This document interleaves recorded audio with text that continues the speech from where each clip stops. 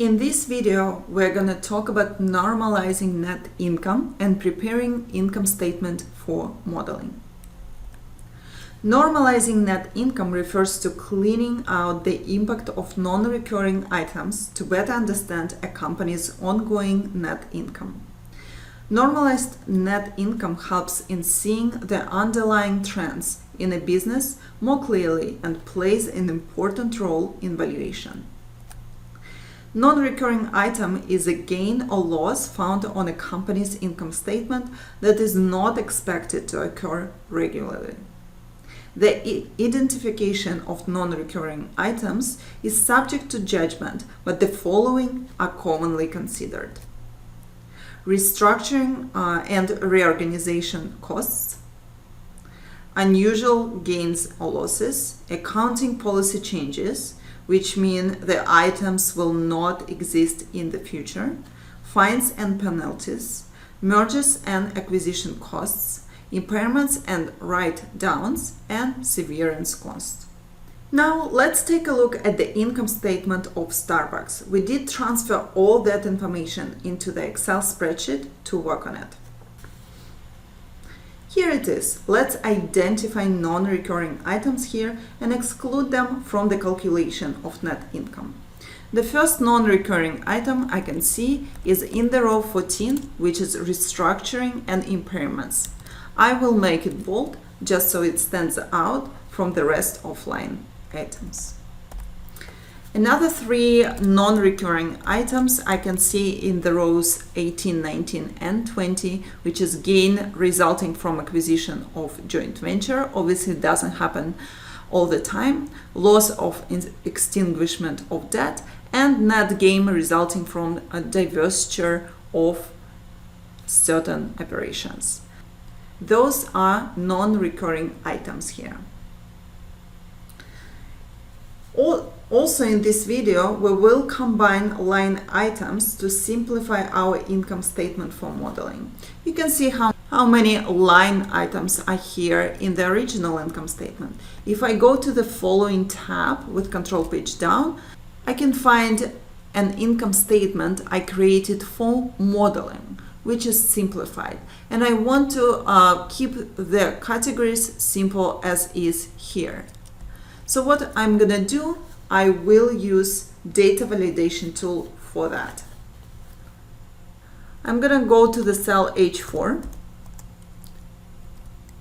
and from here down all the way down, I will highlight the cells and use data validation tool with Alt, Axis for the ribbon, A for data, V for data validation, and V one more time. Here, I will use list as my validation criteria. And as for source, I'm going to go to Normalized Net Income and grab the source from the cell C4 down to the cell C11. I'm going to click Enter for OK, and you can see that I created a list here, and now I can assign all the categories here for the income statement. For example, the first three are revenues. The line item in the row 9 is cost of sales, and so on and so forth. So I categorized all line items here, and now if it's, for example, a category revenues, I want to sum all these line items for the given historical years and sum them into one line here in my Normalized Net Income tab. I will use sum if formula for that. Let's go ahead and create it. Sum if. My range I want to take here is in the tab income statement from H5 down to H22, and I want to anchor it completely because I will fill this formula to the right and down. So F4, function 4, to anchor the range, comma. For my criteria, I'm going to come back to normalized net income and grab my criteria in the cell C4. Again, I want to anchor it so it flows down the rows, but it will not flow to the right as I fill it to the right between columns. So with F4, I will anchor column, comma, and for my sum range, I'm going to come back to income statement tab, and I'm going to find my sum range from the cell E5 down to the cell E22. Again, I want to anchor it. In this case scenario, I will anchor rows. With F4 toggle, I just did it. And my formula is completed. I'm going to click enter, and let's see my revenues for 2018 here is 24,720. If I go to my income statement, for total of net revenues for 2018, I have exactly the same number. So my formula works, and now I can fill it to the right and down. I'm going to fill it to the right and down with Control R and Control D. Next, I will take care of my totals. EBIT is my total, and I will use a formula, revenue minus a sum of all my expenses listed above, and fill this formula to the right and make it bold with Control B.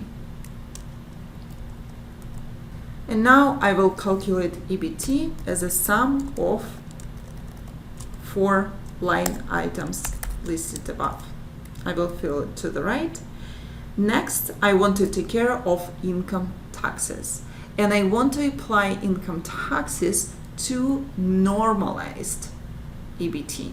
So I will come back to the income statement tab, and I will create another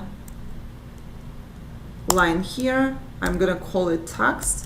And I'm going to calculate my tax rate here as income tax expense divided by earnings before income taxes.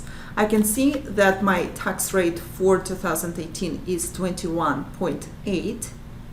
I'm going to fill it to the right to see what would be the rates for the following years. And we can see that it's approximately 21%. I can also calculate average between the last 3 historical years and see that average would be 20.6%. So I'm going to take this rate and input here 20.6% is my average. Now I have everything to calculate my income taxes, which is EBT multiplied by income taxes. I'm going to anchor the cell D13 to make sure the formula flows effortlessly and perfectly for me.